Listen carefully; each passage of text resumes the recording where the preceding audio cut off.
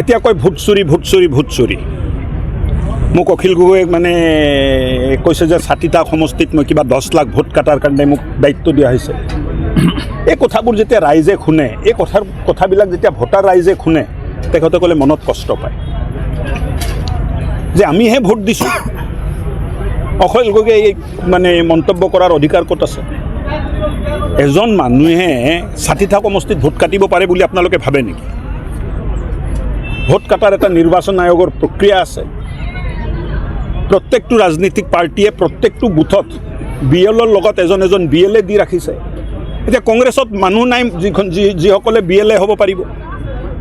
এইটো দুখটো বিজেপিক দি লাভ নাই। আমাৰ তাত BLO আছে, BLA আছে, প্ৰত্যেকটো বুথত আছে।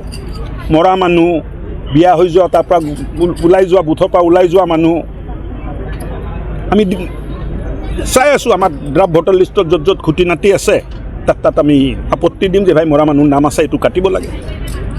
BLOয়ে ন'টিছ কৰিব। এই অফিচাৰে শুনানি ল'ব। শুনানিত যদি মানুহজন নাহে, মৰা মানুহটোতো আহিব নোৱাৰে, তে তাৰ নামটো কৰ্তন হ'ব।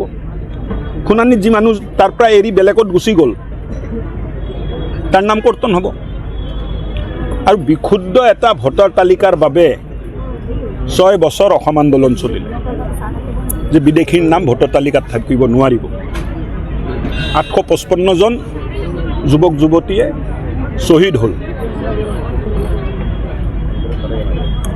আজি এক সুৰক্ষিত অসমৰ বাবে এই চৰকাৰে কাম কৰি আছে। এতিয়া কয় ভোট চুৰি মোক অখিল গগৈয়ে মানে কৈছে যে 60